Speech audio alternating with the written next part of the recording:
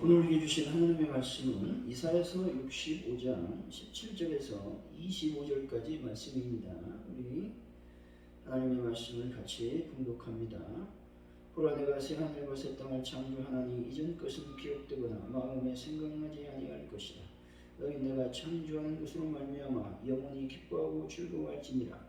보라, 내가 예루살렘을 즐거운 성으로 창조하며 그 백성을 기쁨으로 삼고 내가 예루살렘을 즐거워하며 나의 백성을 기뻐하리니 우는 소리와 부르짖는 소리가 그 가운데서 다시는 들리지 아니할 것이며 거기는 날수가 많지 못하여 죽은 어린아이와 수완이 차지 못한 노인이 다시는 없을 것이라. 곧 백세의 죽은 자를 전멸하겠고 백세가 못되어 죽은 자는 저주받은 자이리라.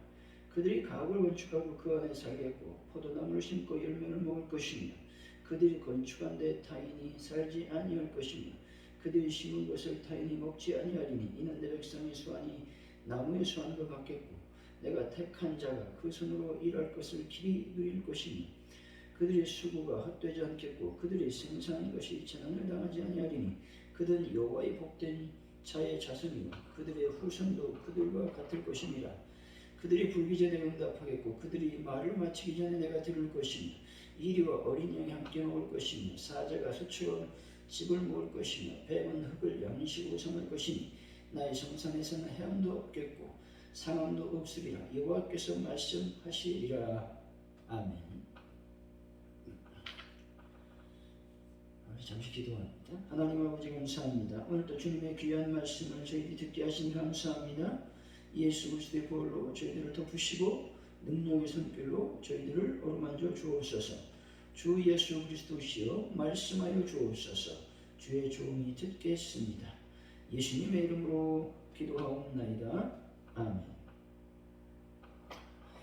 어느 날 왕이 거울을 보고 있었습니다. 그때 거울 속에서 왕과 똑같이 생긴 사나이가 튀어나오더니 질문을 합니다.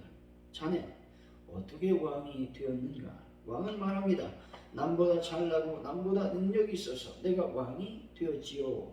이 말을 들은 거울 속 사나이는 이 세상에서 자네보다 능력이 있고 자네보다 잘난 사람이 얼마나 많은지 자네는 아는가? 라고 말합니다. 자네는 어떻게 왕이 되었는가? 또 질문합니다. 내 아내가 뛰어나기 때문에 왕이 되었지요. 라고 말합니다. 거울 속의 사나이는 또 말합니다.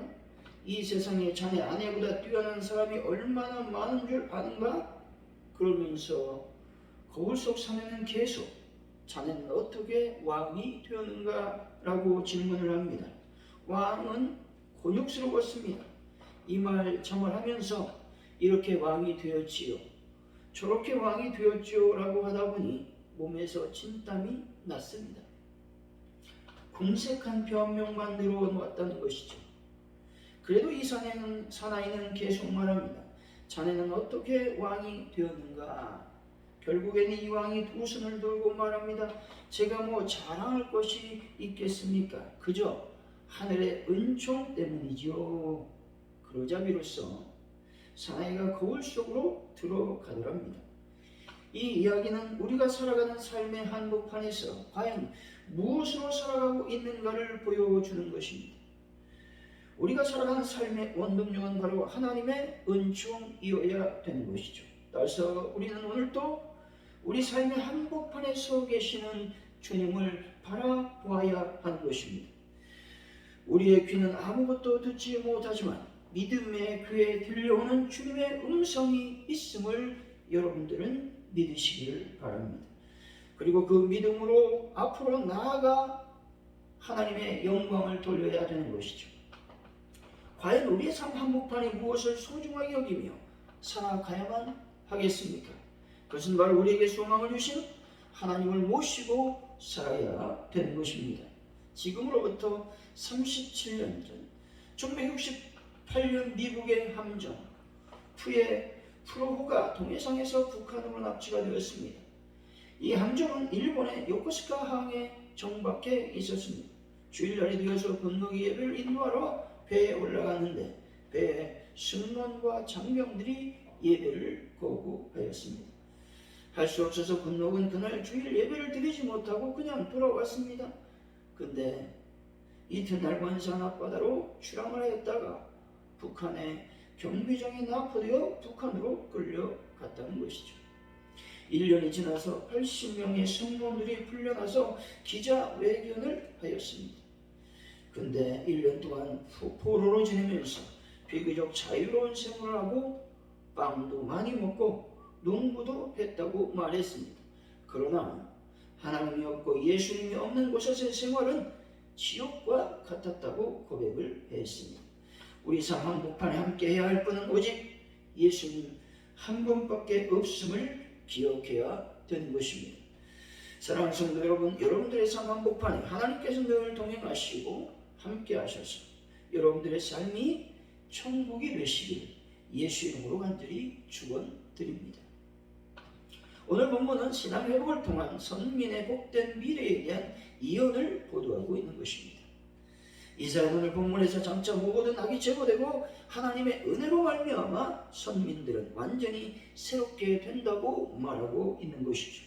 그리고 그들은 선민 공동체 앞에서 펼쳐질 새로운 세상, 곧 죄성으로 오염되어 포악과 압제, 불의와 거짓, 그야말로 온갖 종류의 죄악으로 점철된 현 세상과는 다른 곳, 다시 말해서 새하늘과 새 땅에서의 축복된 삶을 살게 될 것이라고 말하고 있는 것입니다. 새하늘과 새 땅에서 누리게 될 하나님의 복은 슬픔은 없고 기쁨만 있을 것이고 수명이 장구하게 될 것을 말씀하고 있습니다. 자기가 건축한 집에서 자신이 평안히 살고 자기가 수고한 것의 열매를 자신이 먹게 될 것을 말씀하고 있습니다. 즉각적인 기도가 응답될 것이고 왜곡된 자연 질서가 완전하게 회복되는 참된 평화가 도래할 것임을 말씀하고 있는 것입니다.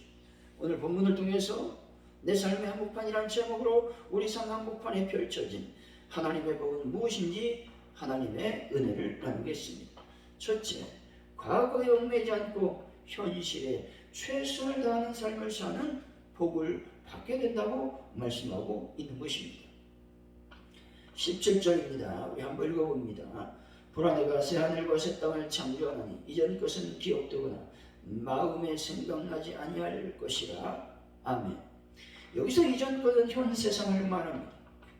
현 세상에서 겪었던 미련, 후회, 아픔, 상처, 질병, 고통, 이별 등이 완전히 사라지게 됨을 말씀하는 것입니다. 현 세상이 기억되거나 마음에 생각나지 않는다라고 하는 말은 새하늘과 새 땅이 완전히 새로운 창조의 세계임을 말씀하고 있는 것입니다. 아울러 그것은 과거의 것에 전혀 미련을 갖지 않아도 될 만큼 완전하고 아름다우며 영화로운 세상이 될 것임을 말씀하는 것입니다. 이런 세상에서 우리는 더 복된 날, 더 은혜로운 날, 더 기쁘고 감격적인 날을 기대하면서 과거에 얽매이지 않는 삶을 살게 된다라고 하는 것입니다. 야구 경기를 보다 보면 간혹 이런 말을 듣게 됩니다. 야구는 구의 말, 투아부터라는 말이죠. 사실 짜릿한 역전 경기는 구회에 일어나는 경우가 많습니다. 야구 경기에서 구회 말이라고 하는 것은 마지막 기회라는 의미가 있는 것입니다. 이번 한국 시리즈에서도 멋진 구회 말 역전 홈런이 나왔습니다. 키움과 SSG의 5차전에서 구회 말까지 SSG가 4대2로 지고 있었습니다. 패색의 먹구름이 SSG에 몰려들고 있었다는 말이죠. 그런데 김강민 선수가 3점 홈런으로 5차전을 승리로 이끌었다라는 것입니다. 5차전이 중요한 것은 시리즈 전적이 2번 이기고 2번 졌기 때문에 그렇다는 것이죠. 2대2가 되었다는 겁니다. 결국 5차전을 누가 이기느냐에 따라서 한국 시리즈의 승패가 결정되는 것이나 다름이 없었기 때문에 그렇습니다. 이런 역전의 삶이 우리 삶 한가운데서 이루어진다라는 것입니다. 대부분의 사람들은 나이가 들면 과거의 회원, 젊은 날 또는 전성기 때 누리던 영화를 떠올리며 슬퍼합니다. 그리고 이제 다시는 그러한 날이 도래하지 않을 것으로 여기며 낙심하기도 한 것이죠. 그러나 이것은 믿음 없는 사람들의 모습입니다. 이것은 이 땅에서 영화만을 생각하는 사람들의 씁쓸한 뒷모습일 뿐인 것이죠. 우리 성도들은 시간이 흐른 노쇠함 등을 인하여 후회하거나 낙심해서는 안 되는 것이죠.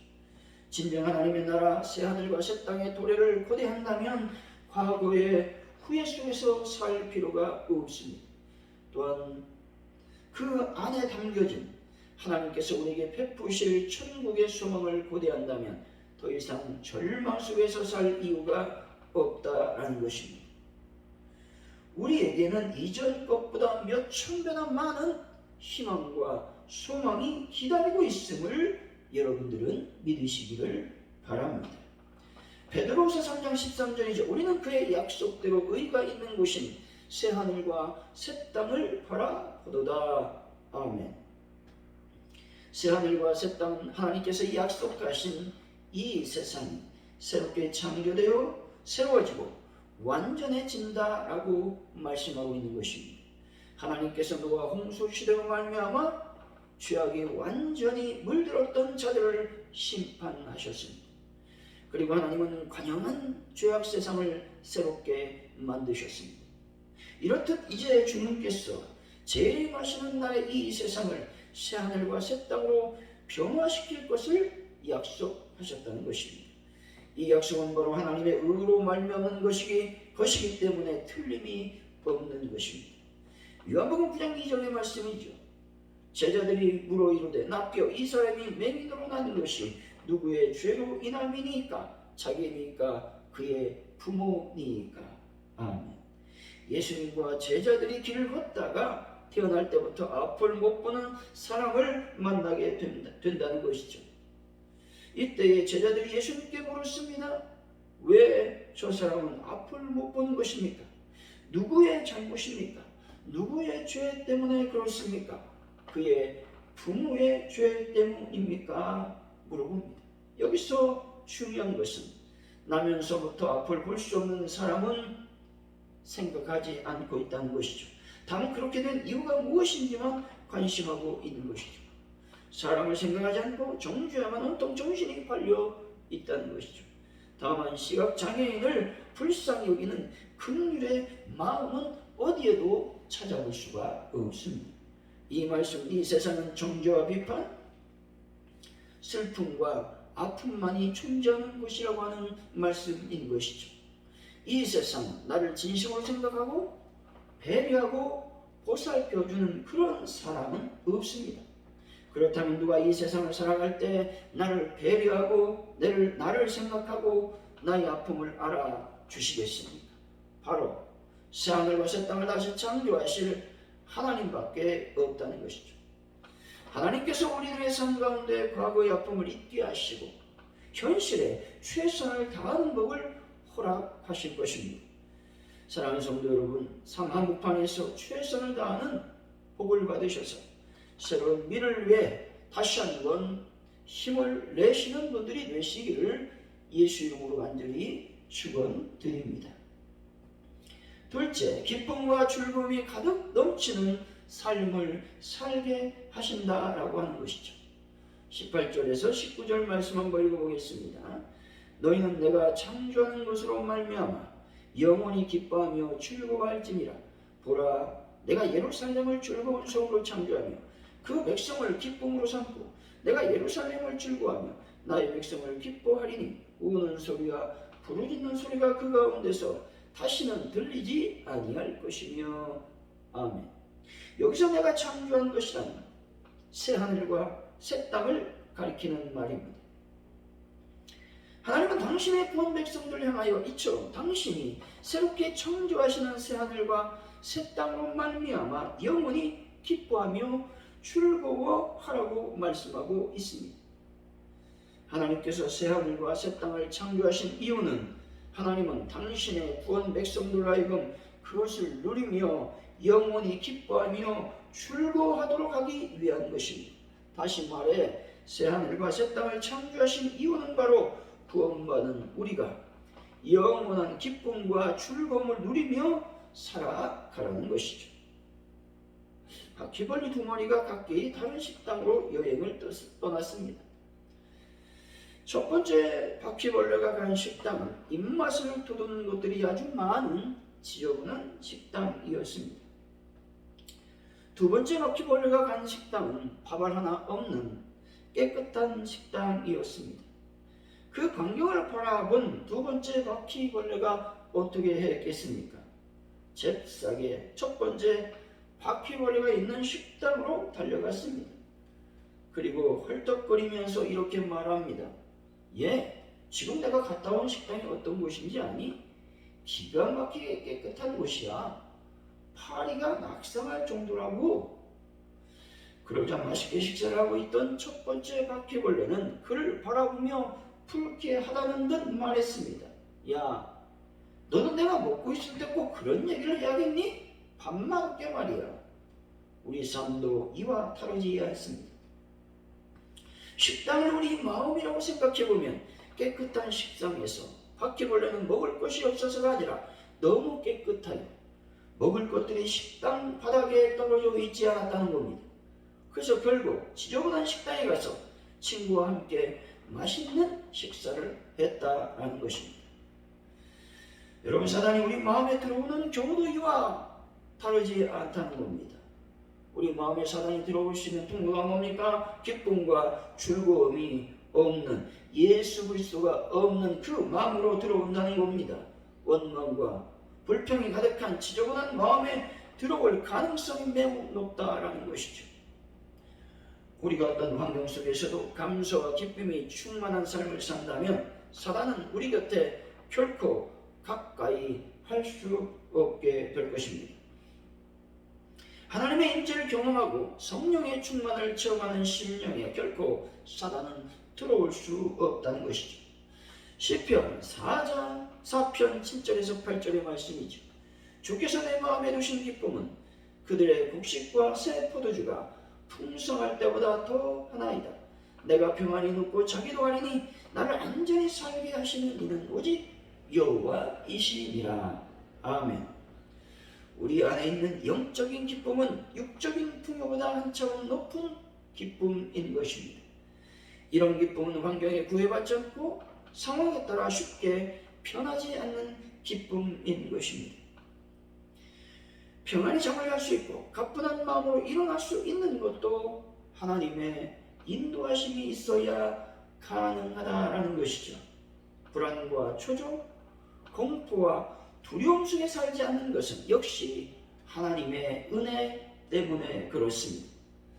누가 우리들의 출입을 지켜주실까요? 아무리 파수꾼이 깨어 있어도 하나님께서 성을 지켜주지 않는다면 정복을 당할 수밖에 없습니다. 아무리 집을 수리하고 이태리 장식으로 화장실을 꾸민다 하더라도 하나님께서 보호해 주지 않는다면 그 모든 것들이 헛된 것들이 된다는 것이죠. 지문인식, 현관문, 전자동문을 설치하고 최고급재 벽지와 장판으로 실내 인테리어를 꾸민다 할지라도 하나님께서 지켜주시지 않는다면 도둑이 드는 것입니다. 천지를 주신 여호와 하나님께서 나를 지켜주셔야 환난을 면할 수 있는 것입니다. 하나님께서 여러분들을 졸지도 주무시지도 않으시고 지켜주시기 때문에 평범한 인생을 살아오셨음을 여러분들은 꼭 믿으시기를 바랍니다. 이렇게 하신 이유는 하나님께서 구원받은 나를 기뻐하시기 때문에 그렇습니다. 하나님께서 예루살렘을 즐거워하시고 하나님의 백성을 기뻐하신다고 말씀하고 있습니다. 믿음의 성도들을 하나님께서 기뻐하신다는 겁니다. 여러분들은 하나님의 기쁨의 대상이심을 믿으시기 바랍니다. 스바냐 3장 17절의 말씀이죠. 너희 하나님 여호와가 너희 가운데 계시니 그는 구원을 베푸실 전능자이시라. 그가 너로 말미암아 기쁨을 이기지 못하시며 너를 잠잠히 사랑하시며 너로 말미암아 즐거이 부르며 기뻐하시리라 하리라. 아멘. 왜 졸지도 주무시지도 않고 나를 지켜주실까요? 왜? 낮의 해와 밤의 달이 나를 상하지 못하도록 나를 보호해 주실까요? 왜? 환난과 위경 속에서 하나님께서 나를 건져 주시겠습니까? 그것은 바로 하나님께서 나를 기뻐하시기 때문에 그렇습니다. 나를 보시면 기뻐서 어쩔 줄 몰라 하시는 분이 내가 믿고 있는 하나님이십니다. 이것을 여러분들이 꼭 믿으시기를 바랍니다. 그 정도로 하나님의 기쁨의 대상이 여러분이라는 사실인 것이죠. 왜 하나님께서 천지만물을 먼저 창조하셨겠습니까? 우주를 만드시고 1월 성신을 창조하시고 또 이 땅을 만드셨겠습니까? 이 땅의 모든 동식물들과 또한 식물들을 먼저 창조하신 이유는 과연 무엇이겠습니까? 다름이 아니라 당신이 기뻐하신 나를 위한 삶의 터전을 만드시기 위한 하나님의 세심하고도 철저한 배려심인 것입니다. 때문에 여러분들이 얼마나 소중한 존재인지 인식하시기를 바랍니다. 사랑하는 성도 여러분, 하나님께서 나를 기뻐하신 이 땅에서 복된 삶, 좌우로 요동하지 않는 삶을 살아가는 귀한 분들이 되시기를 예수 이름으로 간절히 축원드립니다. 셋째, 손이 수고한 대로 먹는 복을 허락해 주신다라는 것입니다. 23절을 한번 읽어보겠습니다. 그들의 수고가 헛되지 않겠고 그들이 생산한 것이 재난을 당하지 아니하리니 그들은 여호와의 복된 자의 자손이요 그들의 후손도 그들과 같을 것이니라. 아멘. 여기서 수고가 헛되지 않는다고 말씀하고 있습니다. 이 말씀은 수고한 대로 복을 받는다라는 말이죠. 열심히 하면 한 만큼 하나님께서 복을 허락해 주신다라는 말씀인 것입니다. 21절이죠. 한번 읽어봅니다. 시작. 그들이 가옥을 건축하고 그 안에 살겠고 포도나무를 심고 열매를 먹을 것이며. 아멘. 얼마나 많은 사람들이 자신의 집을 건축하고 건물을 올리는데 자신의 집에 살지 못하고 자신의 건물에 들어가지 못하는 사람들이 많다는 것이죠. 이것은 당시 이스라엘 상황이나 작금의 현실 속에서 나타나는 현상인 것입니다. 포도나무를 심어도 그 열매를 먹지 못하는 사람들이 많다는 것이죠. 22절이죠. 한번 읽어봅니다. 시작. 그들이 건축한 데에 타인이 살지 아니할 것이며 그들이 심은 것을 타인이 먹지 아니하리니 이는 내 백성의 수완이 나무의 수완과 같겠고 내가 택한 자가 그 손으로 일하는 것을 길이 누릴 것이며. 아멘. 하나님께서 택한 백성들에게 주시는 복은 우리 손으로 수고한 것들을 누릴 수 있는 복을 주신다라는 것입니다. 타인이 살지 않고 타인이 먹지 않는 것도 역시 내가 수고한 모든 것들을 내가 누릴 수 있는 복을 말하고 있는 것입니다. 열심히 수고했는데 그 수고를 받지 못한다면 얼마나 억울하겠습니까? 하지만 하나님께서는 당신의 백성들의 수고한 대로 먹는 복을 허락해 주신다고 말씀하고 있는 것입니다. 열심히 일하면 그 일한 대로 배불리 먹을 수 있는 것입니다. 열심히 기도하고 봉사하고 헌신하면 그에 대한 기도의 응답을 허락해 주신다는 것이지요.